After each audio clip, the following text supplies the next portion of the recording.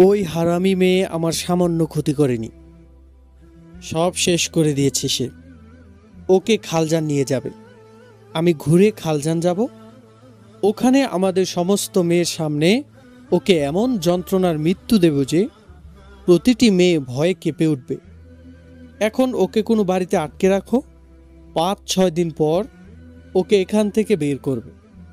এখন কোতোয়ালের গুপ্তচররা আমার ও সুমনার ঘরের উপর নজর রাখবে। আহা, সে আরো একটু শক্ত থাকলেই আমি প্রধানমন্ত্রী হয়ে যেতাম। সুমনা ফাতেমাকে ওদেরই কারো একজনের ঘরে রাখা হলো। ওকে বলে দেওয়া হলো শহরের আমির সুমনাকে ও হাসানকে গ্রেফতারের হুকুম জারি করে রেখেছে, তাই বাইরে বেরোতে পারবে না এবং ছাদেও যাওয়া যাবে না। সুমনাকে সে ঘরে বেশ অতিথি যত্নে রাখা হলো। যে ঘরে সুমনাকে রাখা হলো এর মালিকের ছিল 2টি স্ত্রী এবং পৌরা এক কাজের মহিলা। রাতের খাবার খেয়ে সেদিন সুমনা তার ঘরে চলে গেল। ঘরের মালিকটি তার যুবতী বয়সের এক স্ত্রীকে নিয়ে এক কামরায় চলে গেল। বয়স্ক মতো আরেক স্ত্রী সুমনার কামরায় গিয়ে হাজির হল। তোমার মনিব তোমাকে কি ক্ষমা করে দিয়েছে? মহিলা সুমনাকে জিজ্ঞাসা করল। বলতে পারবো না আমি, সুমনা বলল। তবে উনি মারু থেকে এ পর্যন্ত আমার সঙ্গে স্বাভাবিক কোনো কথা বলেননি। শুধু একবার বলেছিলেন, তুমি শুধু আমারই নয় আমাদের ফেরকার ভবিষ্যৎ ধ্বংস করে দিলে। ওনাকে আমি উত্তর দিয়েছিলাম আমাকে বাধ্য করা হয়েছে এজন্য। এই দেখুন, এ কথা বলে সোমনা তার নরবরে ফোলা ফোলা আঙ্গুলগুলো মহিলাকে দেখিয়ে বলে, এই দেখুন অবস্থা, লোহার আংটা দিয়ে আমার হাতগুলো চেপে ধরা হয়। আমি যেন আমার আঙ্গুলগুলোর ফটফট আওয়াজ শুনছিলাম। যতই চিৎকার করছিলাম আমি, আমার আঙ্গুলে সে আংটা ততই চেপে বসেছিল। আমি প্রায় অচেতন হয়ে তারপর থাক থাক আর বলো না। আমি তোমার সেই ব্যথা যেন নিজের আঙ্গুলেই টের পাচ্ছি। তোমার মা বাবার কাছে চলে যাচ্ছ না কেন তুমি? কোথায় তারা? কে আমার মা বাবা? মনে নেই কিছুই আমার। স্বপ্নের মতো কখনো কখনো দুঃসহ স্মৃতি ভেসে ওঠে। এক কাফেলা যাচ্ছিল, লুটেরা ডাকাতরা কাফেলার পুরুষ মহিলা সবাইকে মেরে ফেলে। আমার মা বাবা কি ছিল না ওখানে? আমাদের কয়েকজন মেয়েকে ডাকাতরা ধরে নিয়ে এসে শহদর এলাকায়। না না, আমার মা বাবার জন্য আমার এতটুকু আফসোস হয় না। তুমি জানো না, তোমাকে এমন জিনিস পান করানো হয়েছে এবং খাওয়ানো হয়েছে যার প্রভাবে তোমার মাথা থেকে রক্তের সব সম্পর্ক ধুয়ে মুছে গেছে। কিভাবে যে তোমাকে প্রশিক্ষণ দেওয়া হয়েছে তাও জানি আমি। আচ্ছা, তুমি এত আগ্রহ নিয়ে এসব কথা জিজ্ঞাসা করছো কেন? আমার জন্য বুঝি তোমার মায়া পড়ে গেছে? হ্যাঁ, মায়া পড়ে গেছে। কেন জানো? আমার স্বামী ওদেরই একজন। আমার ছোট্ট বোনকে সে ফুসলিয়ে নিয়ে গেছে। অনেক সুন্দরী মেয়ে ওদের কবজায় আছে। আমি তার জাল থেকে বেরোতে পারবো না, তবে তোমাকে বের করতে পারবো। কিন্তু তুমি এখন ওদের নয়, মৃত্যুর জালে জড়িয়ে গেছো। মৃত্যুর জালে? হ্যাঁ, তোমার জীবনের আর 4-5 দিন মাত্র বাকি আছে। উমা, কিভাবে? কেন? হাসান ইবনে সাবা কাউকে ক্ষমা করে না। আমি জানি কি অবস্থায় তুমি মুখ খুলেছ, কিন্তু এরা বলে মুখ না খুলে তোমার জান দিয়ে দেওয়া উচিত ছিল। হাসান বলে গেছে তোমাকে খালজান নিয়ে যেতে। হাসান সেখানে গিয়ে তোমার মতো মেয়েদের সামনেই তোমাকে বড় কষ্ট দিয়ে হত্যা করবে, যাতে সবাই সতর্ক হয়ে যায়। সুমনার হাত পা ঠান্ডা হয়ে এলো। না, আমি এখনই মরতে চাই না, সুমনা কাঁপতে কাঁপতে বলল। আমিও এটাই চাই। এমন ইচ্ছা না হলে তোমার কামরায় আসতাম না, মহিলাটি বলল। কিন্তু আমি কি করব? কোথায় যাব? আমি তোমাকে এখান থেকে বের করে দিতে পারবো কোনো বিনিময়ের বদলে? না, আমার বিনিময় এটাই হবে যে তুমি বের হয়ে যাবে এবং জীবিত থাকবে। আমাকে আর কিছু জিজ্ঞেস করো না, আর কাউকে এসব কথা বলো না। শুধু এতটুকু বলছি, তোমাকে দেখলেই আমার বোনের কথা মনে পড়ে যায়। তুমি এখন নিষ্পাপ হয়ে গেছো। আল্লাহ তোমাকে ভালো করে সংসারী করুক। আমাকে তো বের করে দেবে, কিন্তু কোথায় যাব আমি? রাত এখনো বেশি হয়নি, আমি তোমাকে রাস্তা বলে দেব। এ রাস্তা শহরের আমির আবু মুসলিম রাজির ঘরে নিয়ে যাবে তোমাকে। সেখানে দরজায় আওয়াজ দেবে, দারোয়ান আটকালে বলবে, আমি মজলুম মেয়ে, আমিরে শহরের কাছে ফরিয়াদি হয়ে এসেছি। তিনি খুবই ভালো মানুষ, তাকে সব সত্য কথা জানাবে। আমি যে তোমাকে এখান থেকে বের করেছি এটা জানাবে না, বলবে তুমি নিজে পালিয়ে এসেছো। তারপর তিনি কি করবেন? তিনি যা করবেন তোমার ভালোর জন্যই করবে। হয়তো কোনো ভালো মানুষের হাতে তুলে দেবে তোমাকে, ময়লা একটা চাদর দিচ্ছি তোমাকে, নিজেকে ঢেকে নেবে সেটা দিয়ে। কারো সামনে পড়লে ভয় পাবে না, ধীর পায়ে হেঁটে যাবে। তুমি সতর্ক মেয়ে, এমন প্রশিক্ষণই দেওয়া হয়েছে তোমাকে। মহিলার প্রতি কৃতজ্ঞতায় সুমনার চোখ দিয়ে অশ্রু গড়াতে লাগলো। কাঁদতে কাঁদতে সে মহিলাকে জড়িয়ে ধরল। ওঠো এবার। মহিলার স্বামী হাবিলির আরেক কামরায় মদ আর হাসান ইবনে সাবার তৈরি হাসিসের নেশা করে তার যুবতী স্ত্রীকে নিয়ে ঘুমাচ্ছিল অঘরে। আরেক কামরা থেকে তার প্রথমা স্ত্রী সুমনাকে মলিন একটি কাপড় জড়িয়ে হাবিলির দরজার দিকে নিয়ে যায়। আবু মুসলিমের বাড়ির রাস্তা সুমনাকে ভালো করে বুঝিয়ে দিয়ে বলে, কোনো ভয় নেই। আবু মুসলিমকে মানুষ এত ভয় পায় যে তার নাম বললে কেউই একাকী কোনো মহিলার ওপর চোখ তুলে তাকায় না।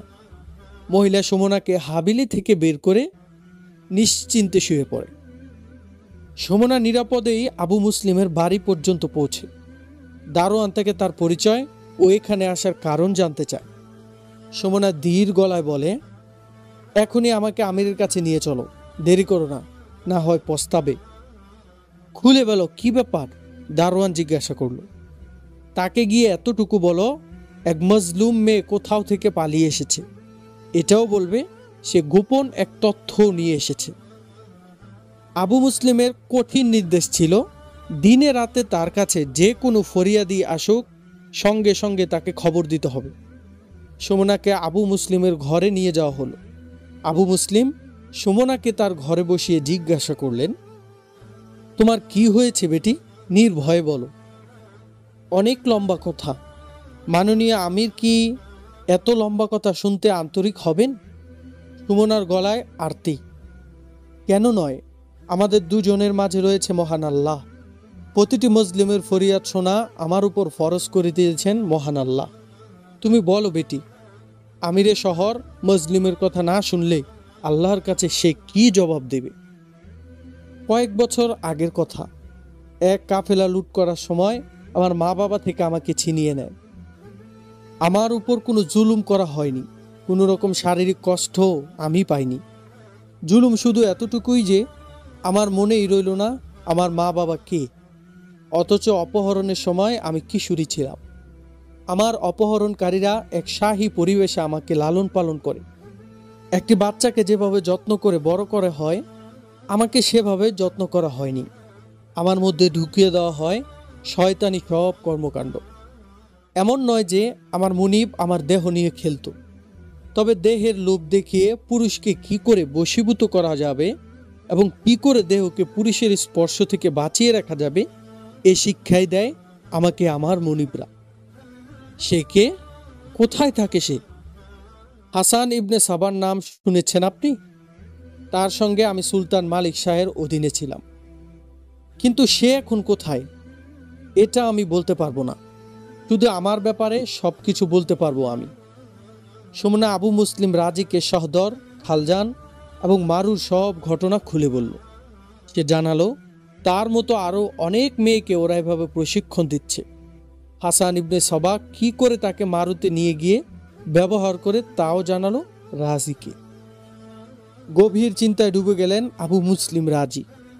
কিছুক্ষণ পর সজাগ হয়ে সুমনাকে জিজ্ঞাসা করলেন সে তার কাছে কি ধরনের সাহায্য চায়। সবার আগে আমি একটা আশ্রয় চাই। আপনি আশ্রয় না দিলে ওরা যে আমাকে মেরে ফেলবে। তুমি আমার আশ্রয়ে এবং নিরাপত্তায় রয়েছ। নিজের ব্যাপারে অনেক বড় আশঙ্কার মধ্যে আমি আছি। আমার ভেতরে, আমার মস্তিষ্কে শয়তানি ছাড়া আর কিছুই নেই। সত্য কথা হলো আমি একটি বিষধর নাগিনী। প্রবল মারাই আমার স্বভাব। শেষমেশ না আবার আপনাকেই ছোবল মেরে বসি। আমি মানুষের রূপে ফিরে আসতে চাই। আমার ভেতর যেন মানবীয় কোনো আবেগ অনুভূতি নেই। আমাকে মানুষ করে তোলার কোনো ব্যবস্থা কি আপনি করতে পারবেন না? কেন নয়, এখনই তোমাকে সুদর্শন সৎ কোনো ছেলের সঙ্গে বিয়ে করিয়ে দেব। না না, এমন কারো প্রতি জুলুম করবেন না। কারো স্ত্রী হওয়ার যোগ্য নই আমি এখন। স্ত্রী হবে অনুগত, বিনয়ী এবং কোমলমতি। কিন্তু প্রতারণা ছাড়া আমি কিছুই জানি না। আমাকে আগে মানুষ করুন। আজ রাতে তুমি বিশ্রাম করো, কাল তোমার একটা ব্যবস্থা হবে। সুমনাকে পাঠিয়ে দেওয়া হলো অন্দরমহলে। রায় এর এক গ্রামে থাকেন নুরুল্লাহ। প্রায় 40 তার বয়স। সত্যের খোঁজে তিনি নানান ধর্ম, নানান ফেরকায় ঘুরে বেরিয়েছেন।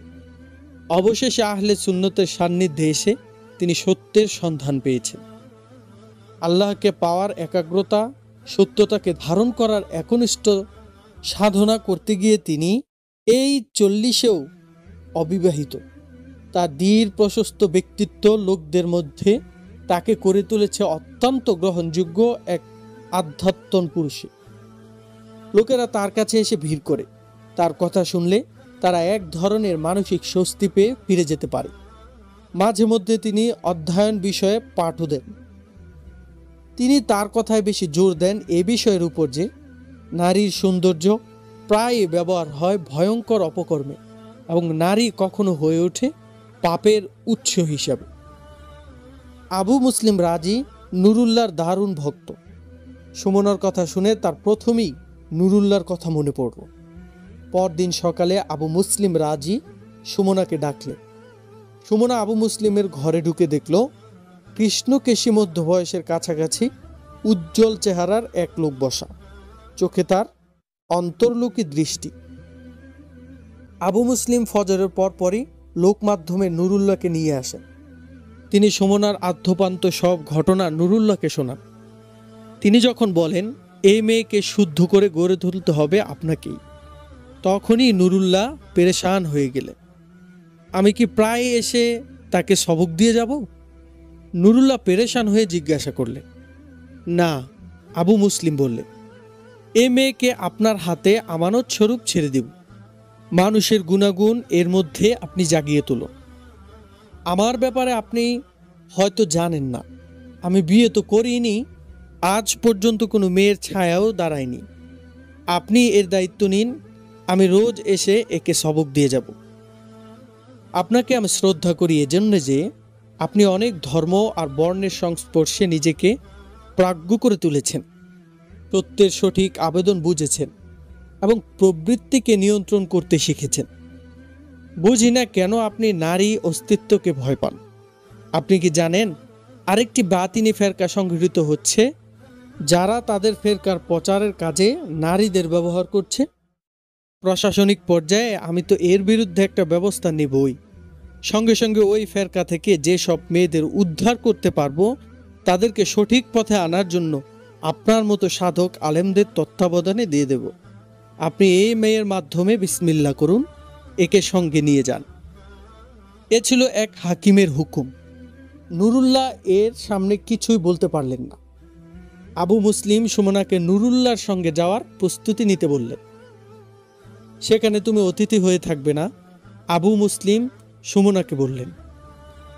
রাতবে বাড়বে, ঘর ঝাড় দেবে, কাপড় ধুবে, গৃহস্থলী সব কাজই করবে। তুমি ওনার স্রেফ নৌকরানি হয়ে থাকবে। যখন তুমি নিজেই অনুভব করবে ইবলিশি অশুভতা দূর হয়ে গেছে, তখন কারো সঙ্গে তোমার বিয়ের বন্দোবস্ত করা হবে।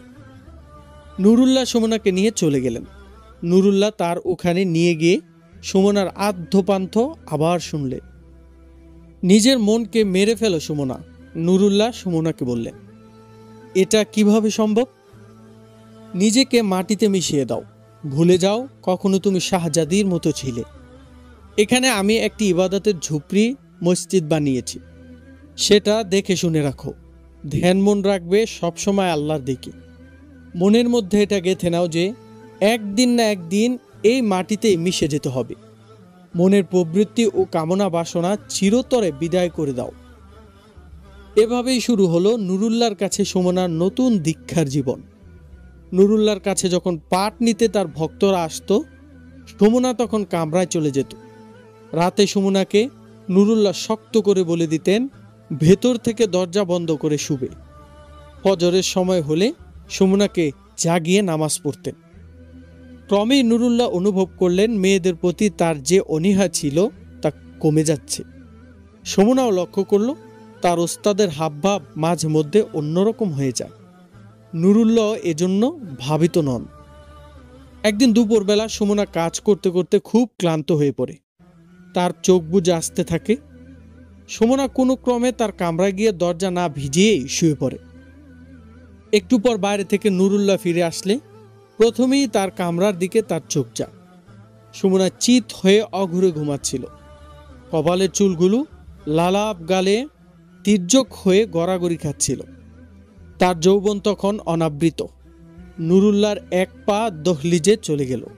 তিনি পা পিছিয়ে আনলেন, কিন্তু তার ভেতরে অন্য কে যেন জেগে উঠেছে। সেই জেগে ওঠা শক্তি তার পা ঠেলে এক কদম সামনে গেল। নুরুল্লাহ এবার পূর্ণ দেহ কামরার ভেতর ঢুকালেন।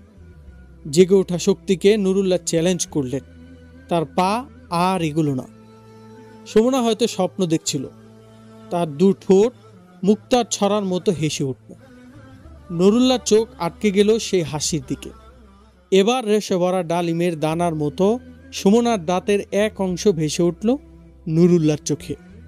আবার সেই শক্তিটা তাকে চেপে ধরে 2 কদম সামনে নিয়ে গেল। নুরুল্লাহ চোখ বন্ধ করে ফেললেন। তিনি আর কিছু দেখতে চান না, কিন্তু পিছু হাঁটতে গিয়ে তার পা আর নড়াতে পারলেন না। যেন অসাড় হয়ে সেখানে গেঁথে গেছে রক্ত মাংসের শক্ত পাওগুলো। আপনি এখানে দাঁড়িয়ে যে হযরত? নুরুল্লাহর কানের ভেসে এলো সুমনার ঘুম ঝরানো বিস্মিত গলা। নুরুল্লাহ চমকে উঠে চোখ খুললেন। সুমনা ধর্মর করে সোজা হয়ে দাঁড়িয়ে গেল। নুরুল্লাহর প্রতি ভীষণ শ্রদ্ধাবোধ সুমনাকে সবসময় সমাহিত করে রাখত। এজন্য সুমনা ভাঙ্গা ভাঙ্গা গলায় বলতে লাগলো, কখন এসেছেন হযরত? কখন ঘুমিয়েছি টের পাইনি। আপনি নীরব কেন? আমার প্রতি কি আপনি ক্ষুব্ধ? না না, নুরুল্লাহ ভাঙ্গা গলায় বললেন, তোমার কামরার দিকে চোখ পড়তেই তোমাকে দেখলাম। না, আমি কিছু মনে করিনি, ক্ষুব্ধও নেই। হঠাৎ ঘুরেই তিনি লম্বা লম্বা পা ফেলে কামরা থেকে বেরিয়ে গেলেন। 2-3 দিন পর নুরুল্লাহর সামনে বসে সুমনা মাথা গুছিয়ে পাট নিচ্ছিল। মাথার কাপড় তার নাড়াচাড়ার কারণে একটু সরে গেল। তার রেশমি চুলের একাংশ অনাবৃত হয়ে গেল। সুমনা লক্ষ্য করল তার গুরু বলতে বলতে হঠাৎ চুপ হয়ে গেছেন। সে চট করে চোখ তুলে দেখল তার উস্তাদের চোখ তার মাথার দিকে ঝুলে আছে। 2-1 মুহূর্ত পর দুজনের চোখাচোখি হলো। নুরুল্লাহ কেঁপে উঠলেন যেন। রূপবতী নারীর প্রতি যে কোনো পুরুষের মুগ্ধ দৃষ্টি ভালোই পড়তে পারত সুমনা, কিন্তু তার ওস্তাদের এই দৃষ্টিকে সে মেনে নিতে পারছিল না। সুমনা, ওঠো, আজ এতটুকুই থাক। এখন তুমি খাবার তৈরি করো। নুরুল্লাহ হঠাৎ তাকে ছুটি দিয়ে দিলেন। নুরুল্লাহ নিজের ভেতরে অচেনা এক জটকা অনুভব করছিলেন। সুমনার মনও স্থির ছিল না। এমন মহান একটি চোখের এমন কম্পিত দৃশ্য তখনও বিশ্বাস করতে পারছিল না। সে নিজেকে এই বলে ভোলাতে চেষ্টা করল যে এ তার ভুল ধারণা, তার নিজের মনের পাপ। সে এখনো সেই সুমনাই রয়ে গেছে। ছি ছি। সময় যেমন তীব্র স্রোতের মতো বয়ে চলে, এর চেয়ে দ্রুত সুমনা তার মধ্যে এক পবিত্র সজীব এক পরিবর্তন অনুভব করল। সে টের পাচ্ছিল অশুভ নোংরা এক জাল থেকে বেরিয়ে এসেছে। একদিন দুপুরে সুমনা একটু গড়াগড়ি করতে গিয়ে ঘুমিয়ে পড়ে। হঠাৎ চোখ খুলে দেখল তার ওস্তাদ তার খাটের কাছে দাঁড়িয়ে সোজা চোখ তার দিকে তাকিয়ে আছে। সুমনার মনে হলো তার গালে ও চুলে কারো হাতের স্পর্শ লেগেছে। সে বিশ্বাস করতে পারছিল না এ তার পবিত্র ওস্তাদের হাত। সঙ্গে সঙ্গে সে দাঁড়িয়ে গেল। আপনি কি জাগিয়েছেন আমাকে? সুমনা ঠোঁটে হাসি ফুটিয়ে জিজ্ঞাসা করল।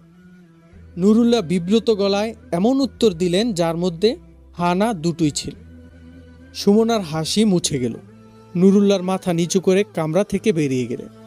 সুমনা সেদিন খুব গম্ভীর হয়ে গেল। নুরুল্লাহ সন্ধ্যা পর্যন্ত নীরব রইল। নীরব থাকা তার স্বভাব নয়। আসরের সময় প্রতিদিনের মতো কিছু লোক নুরুল্লাহর পাঠ নিতে আসতো। নুরুল্লাহর শরীর ভালো নয় বলে তাদেরকে বিদায় করে দিলেন। তারপর আবার চুপচাপ। এসার পর নুরুল্লাহ একটি পাণ্ডুলিপি নিয়ে বসতেই সুমনা তার সামনে গিয়ে বসল। কি ব্যাপার, ঘুমাবে না আজ? নুরুল্লাহ জিজ্ঞাসা করলেন। এখন নয়, আপনার কাছে একটু বসবো।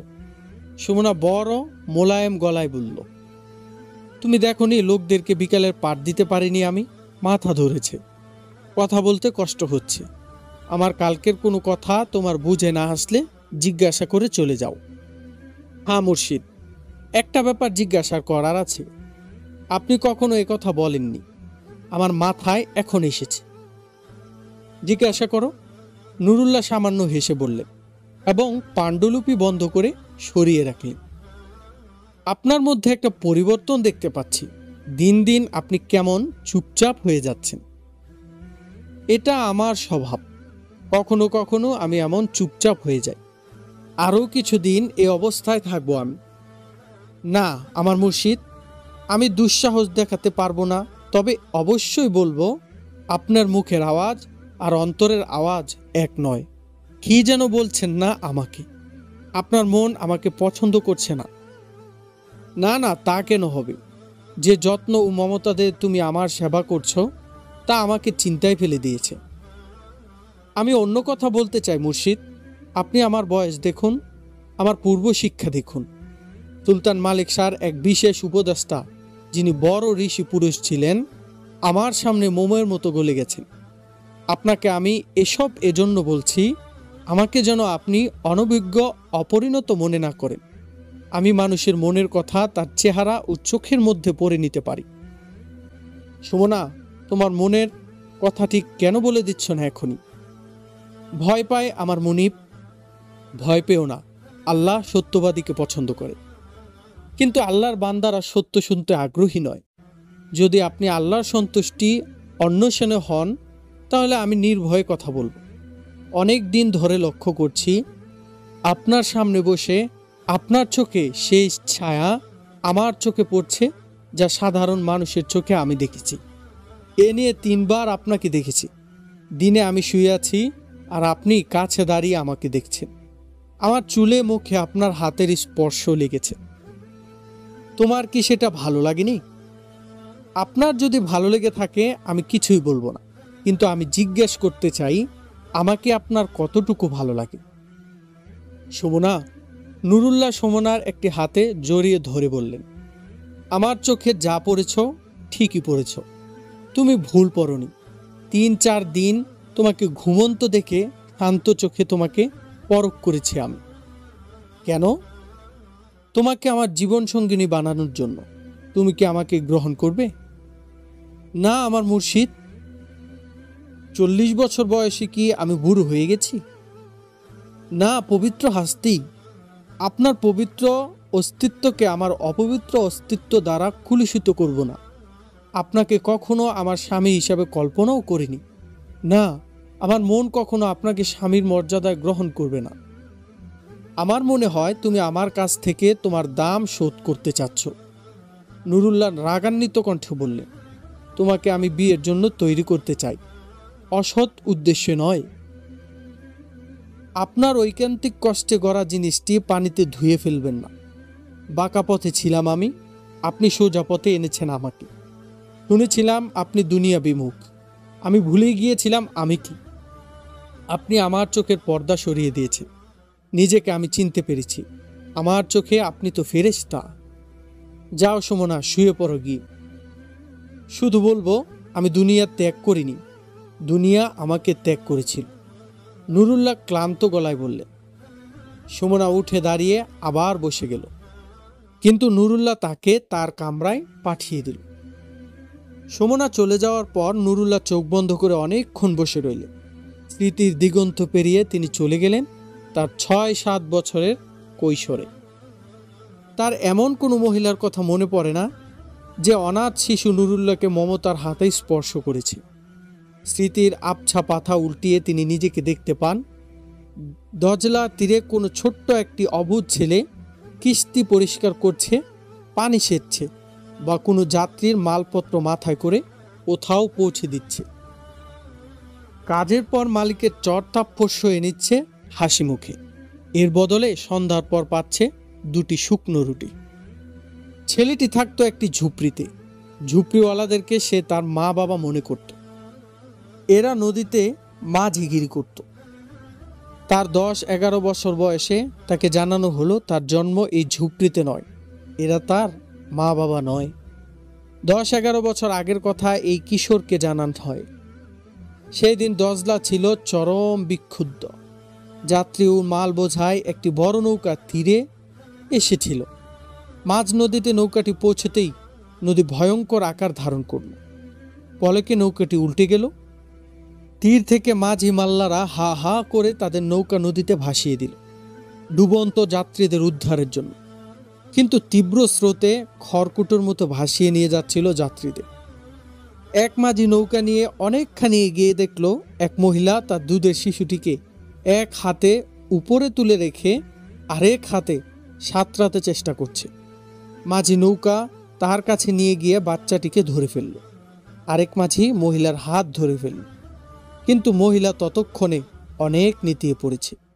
বাচ্চাকে বেঁচে যেতে দেখে নিজেকে স্রোতের মধ্যে সঁপে দিল এবং পলকেই অদৃশ্য হয়ে গেল। সে মাঝি ও তার স্ত্রী বাচ্চাটি উট বকরির দুধ পান করিয়ে লালন পালন করতে শুরু করল। নাম রাখল তার নুরুল্লাহ। তার 4-5 বছর বয়স হতেই নৌকা পরিষ্কারের কাজে লাগিয়ে দিল। নুরুল্লাহ যখন তার পরিচয় জানতে পারল, তার অবস্থা এমন হলো যেন সে পথ হারা অসহায় মুসাফির। একদিন সে বড় আমির লোকের এক যাত্রীর বোঝা মাথায় করে তাকে তার সাওয়ারি উঠে তুলে দিল। লোকটি তাকে সাধল 1 দিনারের একটি মুদ্রা। নুরুল্লাহ দিনারে হাত দিতে ভয় পাচ্ছিল। লোকটি অভয় দিয়ে বলল, এটা তোমার প্রাপ্য। নুরুল্লাহ বলল, এই দুনিয়ায় কারো কাছে আমার কোনো প্রাপ্য নেই। দিনভর খেটে 2-1টি রুটি আর রাতে এক ঝুপড়ির নিচে আশ্রয় পেয়ে যাই। ক্লান্তিতে হাত পা ধীর হয়ে এলেই চড় থাপ্পড় এসে পড়ে আমার গালে। এই দিনারটি নিয়ে ওদের ওখানে গেলেই ওরা কেড়ে নেবে আমার কাছ থেকে। তোমার মা বাবা নেই? তারা কোথায়? ও যে নদীর মাঝখানে। নুরুল্লাহর কয়েকদিন আগে যে কাহিনী শুনেছিল তার সব শোনালো সে আমিরকে। আমির লোকটি তাকে বলল, আমার সঙ্গে যাবে? রুটি কাপড় তো পাবেই, থাকার জন্য যথেষ্ট ভালো ঘর এবং পয়সাও পাবে। নুরুল্লাহ প্রথম কাউকে দেখল যে তার সাথে আদরের সুরে কথা বলছে। ভালো থাকা, খাওয়া ও পারিশ্রমিক পাওয়ার যোগ্য মনে করছে তাকে। নুরুল্লাহ লোকটির সঙ্গে চলে গেল। লোকটি তাকে নিয়ে গেল নিশাপুর। নিশাপুরের বিরাট এক শাহী হাবিলির মালিক। লোকটির 2 স্ত্রী, একজন পৌরা আরেকজন সদ্য যুবতী। একজন পরিচালিকা আছে আগ থেকে। সারা দিনে নুরুল্লাহর কাজ করতে হয় খুবই সামান্য। তার কাছে মনে হলো জাহান্নাম থেকে বুঝি জান্নাতে থাকতে এসেছে। উপযুক্ত খাবার পেয়ে 10-12 হাজারের নুরুল্লাহ 16-17 বছরের সুঠামদেহী যুবকের মতো হয়ে উঠল। 1 বছর কেটে গেল। একদিন তার মুনিব নিজের প্রথম পক্ষের স্ত্রী ও ছেলে মেয়েদের নিয়ে শহরের বাইরে কোথাও বেড়াতে গেল। ঘরে রইল তার দ্বিতীয় পক্ষের কম বয়সী স্ত্রী। পরদিন রাতে নুরুল্লাহ তার কাজ ছেড়ে তার কামরায় যাচ্ছিল।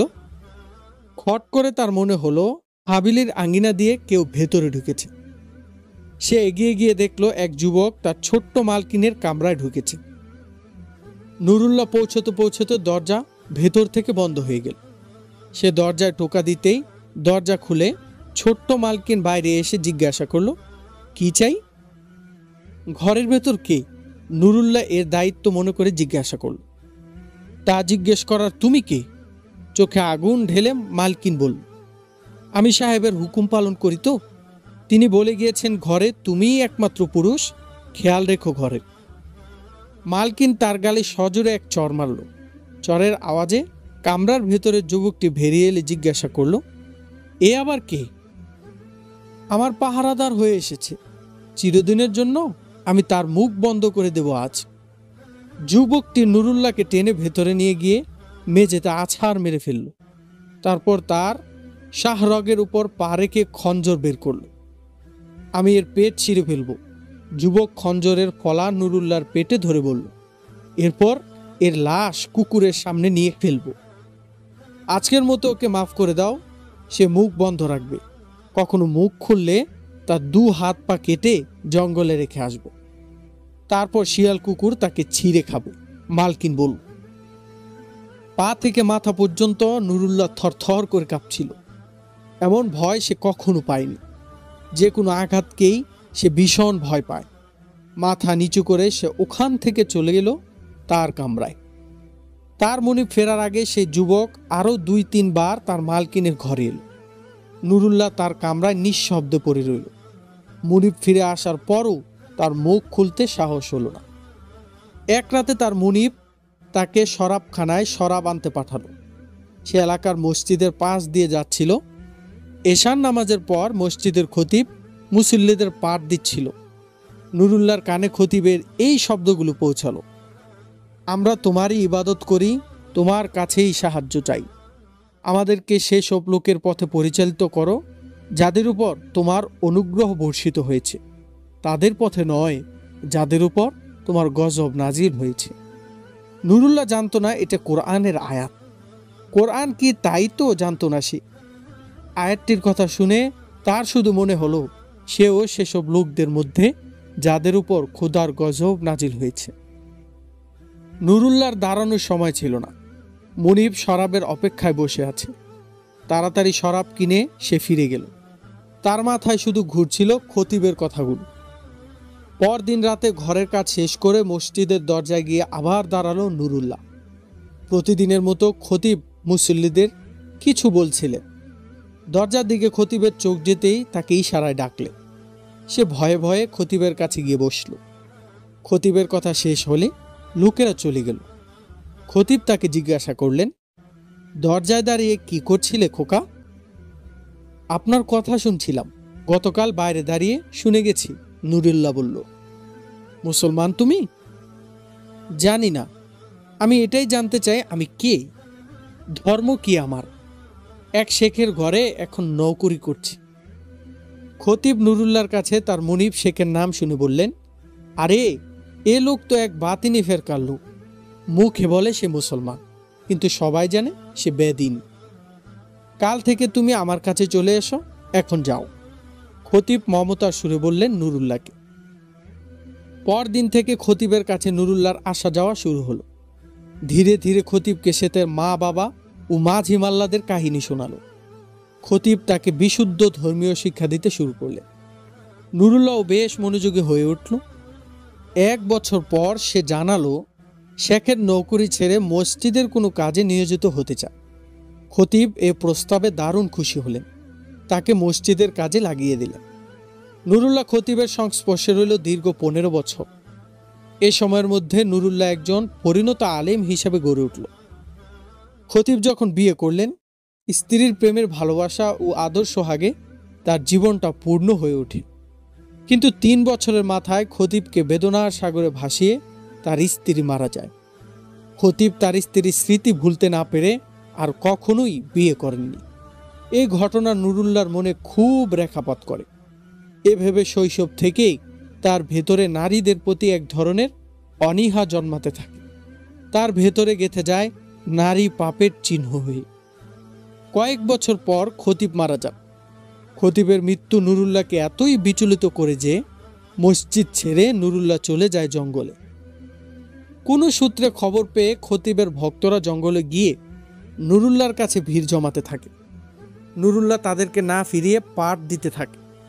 লোকমুখে অনেক দূর পর্যন্ত ছড়িয়ে পড়ে নুরুল্লাহর নাম। এভাবেই আজকে নুরুল্লাহর কথা পৌঁছে আবু মুসলিম রাজির কাছে।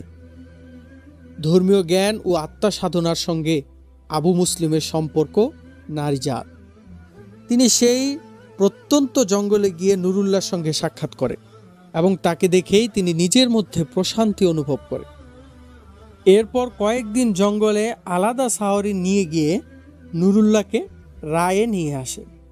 শহরের পাশেই তাকে ছিমছাম একটি বাড়ি উপহার দেন। এখানে লোকেরা তার কাছে ছুটে আসতে থাকে। আজ আবু মুসলিমের উপহার দেওয়া সেই বাড়িতে বসে আছেন নুরুল্লাহ। কিন্তু অপরিচিত কেউ তাকে এই মুহূর্তে দেখলে মানসিক রোগী ছাড়া আর কিছুই ভাববে না। তার অতীত এবং সুমনার সঙ্গে আজকের ঘটনা তাকে বেহাল করে দিয়েছিল।